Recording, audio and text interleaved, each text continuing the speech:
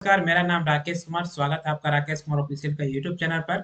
अगर आप railway exam का तैयारी कर रहे हैं तो रेलवे समान अध्ययन स्पीडी जीके जीएस का बुक पढ़ना अत्यंत ही जरूरी है। और इसी को ध्यान में रखते हुए स्पीडी जीके जीएस का हम सीरीज लेकर के आए हैं, जिसमें हम प्रीवियस ईयर का जितने प्रश्न आए हुए हैं उनका वन लाइनर हम क्वेश्चन को एक्सप्लेन करते हुए सीरीज को आगे बढ़ाएंगे। तो चलिए समय को व्यर्थ न करते हुए क्लास को आरंभ करते हैं। और अगर आप हमारे चैनल पर नए हैं तो चैनल को सब्सक्राइब कर लीजिएगा। क्लास अच्छा लगेगा तो लाइक करिएगा और अपने दोस्तों को भी शेयर कीजिए। तो आज हम प्रश्न देखने वाले हैं आरआरबी गुवाहाटी, ठीक है, 1900 मतलब 92 यानी कि 1992 का प्रश्न हम देखने वाले। तो पहला प्रश्न कर रहा है कि जनगणना किस सूची के अंतर्गत आता है। ठीक है, जनगणना किस सूची के अंतर्गत आता है। तो देखिए, जनगणना जो है वह संघ सूची के अंतर्गत आता है। किस सूची के अंतर्गत? तो संघ सूची के अंतर्गत। देखिए, सूची जो है वह इसमें तीन प्रकार की होती है। एक होता है आपको संघ सूची, ठीक है, एक होता है आपको राज्य सूची, राज्य सूची, और एक होता है आपको समवर्ती सूची। क्लियर है? समवर्ती सूची, ठीक है। अनुसूचियां पढ़ना है, संघ सूची, राज्य सूची और समवर्ती सूची। संघ सूची में ऐसे विषय को रखे गए हैं जिसमें कानून बनाने का अधिकार केवल और केवल किसके पास होता है? तो केंद्र सरकार के पास होता है। क्लियर है? इसमें संघ सूची में कानून बनाने का अधिकार केंद्र सरकार के पास होता है। राज्य सूची में कानून बनाने का अधिकार जो है वह राज्य सरकार के पास होता है। और समवर्ती सूची में कानून बनाने का अधिकार जो है वह केंद्र और प्लस राज्य दोनों के बीच होता है। क्लियर है? जैसे संघ सूची में केंद्र किस पे कानून बनाएगा, जैसे जनगणना पे कानून केंद्र सरकार बना लेगा। रेलवे, हवाई जहाज, क्लियर है, हवाई जहाज आपका, डाकघर, ये सभी पर कानून बनाने का अधिकार किसके पास होता है? केंद्र सरकार के पास। तो उसको हम संघ सूची के अंतर्गत रखते हैं। राज्य सूची में ऐसे विषय को रखे गए हैं जिसमें कानून बनाने का अधिकार केवल और केवल राज्य सरकार के पास होते हैं। तो जैसे इसमें आपका राज्य का पुलिस हो गया, अस्पताल हो गया, नदी हो गया, ऐसे कई सब्जेक्ट है जिसपे कानून बनाने का अधिकार जो है किसके पास है? आपको राज्य सरकार के पास। समवर्ती सूची में ऐसे विषय रखे गए हैं जिसपे कानून बनाने का अधिकार केंद्र और राज्य दोनों के पास होता है। जैसे इसमें आ जाएगा आपको शिक्षा, इस पर कानून बनाने का अधिकार दोनों के पास होता है। वन इत्यादि। क्लियर है? तो इस प्रकार से जो है जनगणना किस सूची के अंतर्गत है? तो जनगणना जो आपको किसमें आ जाएगा? संघ सूची में आ जाएगा। क्लियर है? चलिए आगे बढ़ते हैं। अरे, भारत का संविधान भारत को किस रूप में वर्णित करता है? भारत का संविधान भारत को, ठीक, किस रूप में वर्णित करता है? तो भारत का संविधान भारत को जो है वह राज्य संघ के रूप में वर्णित करता है। किस रूप में? राज्य संघ के रूप में। देखिए, राज्य संघ कहने का अर्थ ये होता है, भारतीय संविधान के अनुच्छेद 1 में लिखा गया है कि भारत राज्यों का संघ है। भारत राज्यों का संघ कहने का अर्थ ये है कि देखिए, संघ का अर्थ होता है यूनियन। संघ का क्या अर्थ होता है? यूनियन। यूनियन उसे कहा जाता है जिसके राज्य कभी भी टूट करके अलग नहीं हो सकते, उसे हम यूनियन कहते हैं। और भारत राज्यों का संघ है कहने का अर्थ यह है कि इसके जितने राज्य और केंद्र शासित प्रदेश हैं वो कभी भी भारत से टूटकर अलग नहीं हो सकते। इसलिए भारतीय संविधान के अनुसूची 1 में भी लिखा गया है कि भारत राज्यों का क्या है? संघ है। और अनुच्छेद 1 में भी लिखा गया है कि भारत राज्यों का संघ है। बात समझ में आया? तो भारत को संविधान भारत को किस रूप में वर्णित करता है? राज्य संघ के रूप में वर्णित करता है, यानी कि राज्य कभी भी टूटकर अलग नहीं हो सकते हैं। अगला प्रश्न कह रहा है कि मछलियों के यकृत तेल में किस विटामिन का जो है प्रचुरता होती है?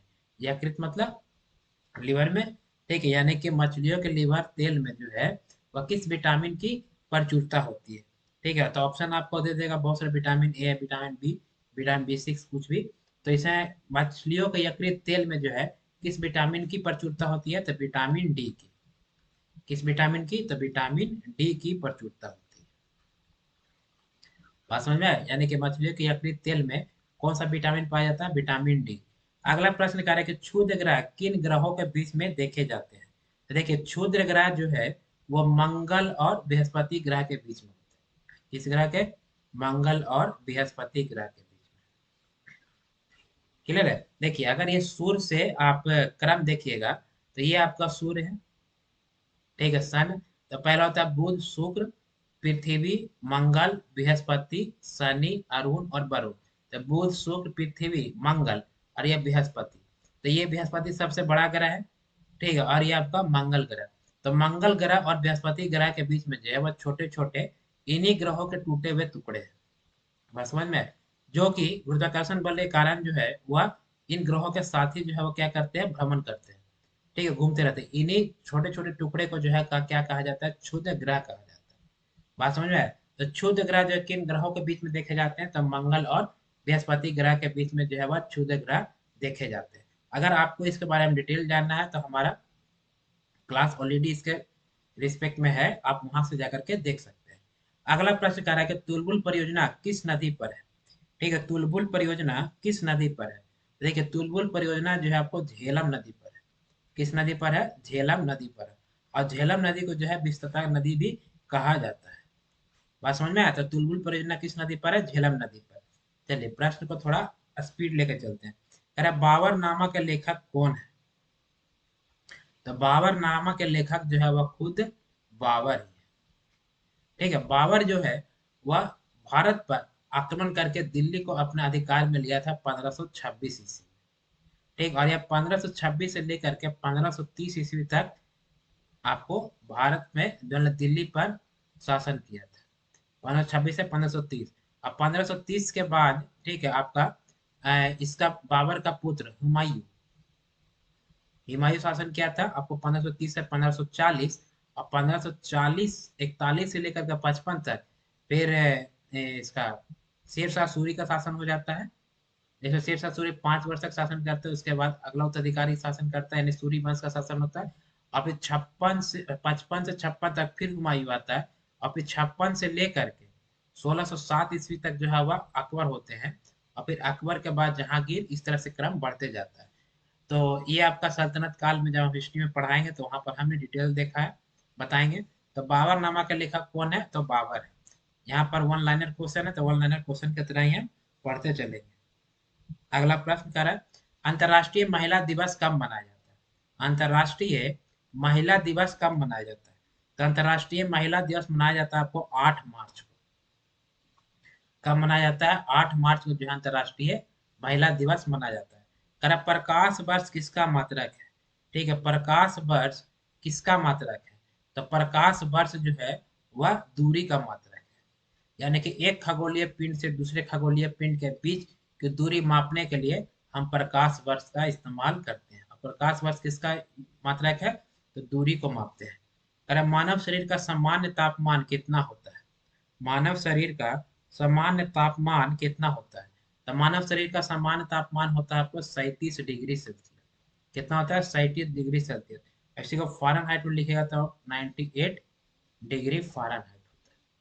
बात समझ में आया? तो मानव शरीर का सामान्य तापमान कितना होता है, 37 डिग्री सेल्सियस या 98 डिग्री फ़ारेनहाइट।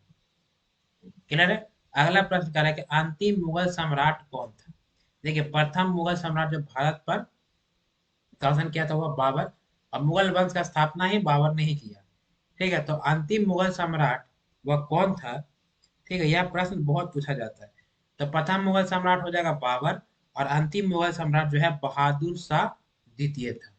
कौन थे, बहादुर शाह द्वितीय। अंतिम मुगल सम्राट कौन हो जाएंगे, बहादुर शाह द्वितीय जो है वह अंतिम मुगल सम्राट हो जाएंगे। अगला प्रश्न कह रहा है कि भारत छोड़ो आंदोलन का नारा किसने दिया था। भारत छोड़ो आंदोलन का नारा जो है वह किसने दिया था, तो महात्मा गांधी ने दिया था। महात्मा गांधी ने भारत छोड़ो आंदोलन का नारा दिया था शायद 1942 ईस्वी में। अगला प्रश्न कह रहा है कि एंजाइम मूल रूप से क्या है। एंजाइम मूल रूप से क्या है। क्लियर है? तो एंजाइम जो है वो मूल रूप से प्रोटीन होता है। एंजाइम मूल रूप से क्या होता है, तो प्रोटीन होता है। क्लियर है? एक बार रिवाइज भी कर लेंगे हम लोग। चलिए पहले प्रश्न हम आगे बढ़ते चलते हैं। कह रहे हैं, सौर मंडल का सबसे चमकीला ग्रह कौन है। तो सौर मंडल का सबसे चमकीला ग्रह आपको शुक्र ग्रह होता है। कौन सा ग्रह होता है, शुक्र ग्रह, जिसे हम वेनस भी कहते हैं। ठीक, और ये शुक्र ग्रह क्यों होता है, क्योंकि इसमें जो है कार्बन डाइऑक्साइड की मात्रा बहुत ही ज्यादा अधिक होती है। जिसे सूर्य से आने वाले प्रकाश की जो ऊष्मा होती है वह तो अवशोषित कर लेता है, लेकिन उसको जाने नहीं देता, जिस कारण से जो है वो शुक्र ग्रह पे बहुत ही मतलब एक तरह से कह सकते हैं कि कार्बन डाइऑक्साइड की मात्रा अधिक है, तो उसे जो है वो दम घुटने वाला स्थिति बन जाता है, जिसके लिए हम शुक्र ग्रह को जो है वैलिड प्लेनेट भी कहते हैं। और यहाँ पे जो है ऊष्मा बहुत ही अधिक हो जाती है, इसलिए यह चमकने लगता है, और इसलिए इसको चमकीला ग्रह या तो हम सौर मंडल का परी भी कहते हैं। क्लियर? तो सौर मंडल का सबसे चमकीला ग्रह कौन सा है? तो शुक्र ग्रह क्यों है? क्योंकि कार्बन डाइऑक्साइड की अधिकता यहाँ पे पाई जाती है। अगला कह रहा है, बिंदुसार किस वंश का शासक था? ठीक है, बिंदुसार किस वंश का शासक था? देखिए, बिंदुसार जो है वो मौर्य वंश का शासक था। किस वंश का शासक होगा? मौर्य वंश का। देखिए, मौर्य वंश का जो है स्थापना कौन किया था? तो मौर्य वंश का स्थापना किया था आपको चंद्रगुप्त मौर्य। कौन किया था? चंद्रगुप्त मौर्य। और चंद्रगुप्त मौर्य का पुत्र था बिंदुसार। कौन था? बिंदुसार। और बिंदुसार का पुत्र था अशोक। क्लियर है? इसके बाद और छोटे छोटे शासक मतलब मौर्य वंश में है। तो मौर्य वंश में यही तीन शासक महत्वपूर्ण है: चंद्रगुप्त मौर्य, बिंदुसार और अशोक। बात समझ में आया? तो बिंदुसार किस वंश का शासक हो जाएगा? तो मौर्य वंश का। किसका पुत्र था बिंदुसार? तो चंद्रगुप्त मौर्य का पुत्र है। अगला प्रश्न है कि लिंगराज मंदिर कहाँ स्थित है? लिंगराज मंदिर जो है वह कहाँ स्थित है? तो लिंगराज मंदिर उड़ीसा का भुवनेश्वर में है। कहाँ पे है? भुवनेश्वर में। ठीक है, भुवनेश्वर। भुवनेश्वर कहाँ? मतलब उड़ीसा के भुवनेश्वर में जो है आपको लिंगराज मंदिर है। अरे, मकाऊ की मुद्रा को क्या कहा जाता है? मकाऊ के मुद्रा को पटाखा कहा जाता है। क्या कहा जाता है? पटाखा। तो मकाऊ की मुद्रा को पटाखा कहा जाता है। कह रहे कि सिनेमा का आविष्कार किसने किया था? सिनेमा का आविष्कार निकोलस और जीन लुथिये ने किया था। सिनेमा का आविष्कार किसने किया है? निकोलस तथा जीन लुथिये। जीन लुथिये ने किया है। ठीक है, सिनेमा का आविष्कार निकोलस तथा जीन लुथिये ने किया। फिर पृथ्वी का एकमात्र उपग्रह को क्या कहते हैं? तो पृथ्वी का एकमात्र उपग्रह है जिसे हम चंद्रमा कहते हैं। पृथ्वी का एकमात्र उपग्रह को क्या कहता है? चंद्रमा कहा जाता है। क्लियर है?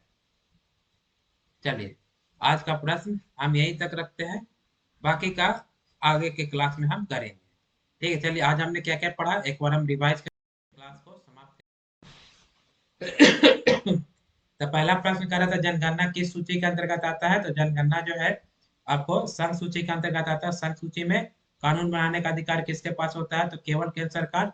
ऐसे विषयों की संख्या कितनी है? तो पहले था 97, अभी है 100।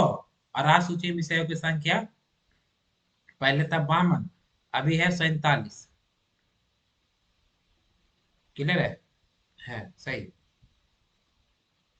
अच्छा, कह रहा भारत का संविधान भारत को किस रूप में वर्णित करता है? तो राज्य संघ के रूप में, क्योंकि संविधान का भाग 1 के अनुच्छेद 1 में लिखा गया है भारत राज्यों क्या है? संघ है। यानी कि राज्य कभी टूटकर अलग नहीं हो सकता। मछलियों के यकृत तेल में किस विटामिन की प्रचुरता होती है? तो मछलियों के यकृत तेल में विटामिन डी की प्रचुरता होती है। अगला प्रश्न, क्षुद्र ग्रह किन ग्रहों के बीच में देखे गए थे? तो क्षुद्र ग्रह मंगल और बृहस्पति ग्रह के बीच में देखे जाते हैं। तुलबुल परियोजना सॉरी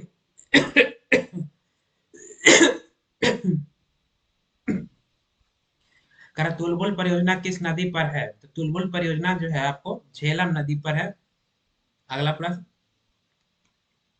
कह बाबरनामा के लेखक कौन है? तो बाबरनामा के लेखक जो है वह खुद बाबर ने ही बाबरनामा पुस्तक लिखा है। अंतर्राष्ट्रीय महिला दिवस कब मनाया जाता है? अंतर्राष्ट्रीय महिला दिवस 8 मार्च को मनाया जाता है, महिलाओं को मतलब आगे लाने के लिए। प्रकाश वर्ष किसका मात्रक है? तो प्रकाश वर्ष दूरी का मात्रक होता है। मानव शरीर का समान तापमान 37 डिग्री सेल्सियस होता है। अंतिम मुगल सम्राट बहादुर शाह द्वितीय थे। भारत छोड़ो आंदोलन का नारा महात्मा गांधी ने 1942 ईस्वी में दिया था। एंजाइम मूल रूप से जो आपको प्रोटीन होता है। सौर मंडल का सबसे चमकीला ग्रह शुक्र, शुक्र ग्रह है, इसे वेनस कहते हैं। और इसमें कार्बन डाइऑक्साइड की अधिकता होने के कारण सबसे चमकीला ग्रह है। बिंदुसार किस वंश का संस्थापक है? सॉरी, किस वंश का शासक है? तो बिंदुसार जो है मौर्य वंश का, क्योंकि मौर्य वंश का संस्थापक चंद्रगुप्त मौर्य, और चंद्रगुप्त मौर्य का पुत्र बिंदुसार, बिंदुसार का पुत्र अशोक था। लिंगराज मंदिर कहाँ स्थित है? लिंगराज मंदिर उड़ीसा के भुवनेश्वर में स्थित है। मकाओ की मुद्रा को हम पटाखा कहते हैं। सिनेमा का आविष्कार किसने किया था? सिनेमा का आविष्कार निकोलस तथा जीन लुथिये ने किया है। पृथ्वी का एकमात्र उपग्रह को क्या कहते हैं? तो पृथ्वी का एकमात्र उपग्रह को चंद्रमा, इसे हम जीवाश्म ग्रह भी कहा जाता है। क्या कहते हैं? जीवाश्म ग्रह। चंद्रमा को रात की रानी भी कहा जाता है। रात की रानी। चंद्रमा का अध्ययन सेलेनोलॉजी कहलाता है। बहुत ही इसके बारे में कितना पढ़ेंगे, बताने जाएंगे तो 102 घंटा पहुंच जाएगा। ठीक है, चंद्रमा पर अपना खुद का वायुमंडल नहीं है, जिस कारण से यहाँ पे दिन का तापमान 100 डिग्री और रात का तापमान -420 डिग्री सेल्सियस तक हो जाता है। क्लियर है? यहाँ पर वायुमंडल नहीं होने के कारण यहाँ पर ध्वनि तो उत्पन्न होगी लेकिन आपको सुनाई नहीं देगा। वायुमंडल नहीं होने के कारण उल्कापात अधिक होते हैं, और उल्कापात होने के कारण यहाँ पर बहुत बड़े बड़े गड्ढे बने जिसे हम क्रेटर कहते हैं। आप जब पृथ्वी से चंद्रमा को देखते हैं तो चंद्रमा जो धब्बा दिखाई देता है वो एक्चुअली चंद्रमा पर कोई दाग नहीं है, बल्कि चंद्रमा पर बड़े बड़े गड्ढे जिन्हें हम क्रेटर कह रहे हैं। उससे सूर्य से आने वाले प्रकाश की किरणें जो है प्रवर्तित नहीं हो पाती, जिस कारण वो धब्बे के समान दिखाई देता है। बहुत है चंद्रमा के बारे में। अगर आप डीपली जानना चाहते हैं तो मैंने इसका डिटेल क्लास बनाया, वहां पे जाकर के देख सकते हो। क्लियर है? तो आज के लिए बस इतना ही। अगर आप हमारे चैनल पे नए हैं तो चैनल को सब्सक्राइब कर लीजिएगा, क्लास अच्छा लग रहा है तो लाइक करिए, और अपने दोस्तों को भी शेयर कीजिए। और चैनल को सपोर्ट भी करना है। कैसे सपोर्ट करना है? तो आपको अपने दोस्तों और परिवारों में चैनल को शेयर करना है, क्लास को शेयर करना है और उन्हें सब्सक्राइब करने के लिए बोलना है। धन्यवाद। जय हिंद, जय भारत।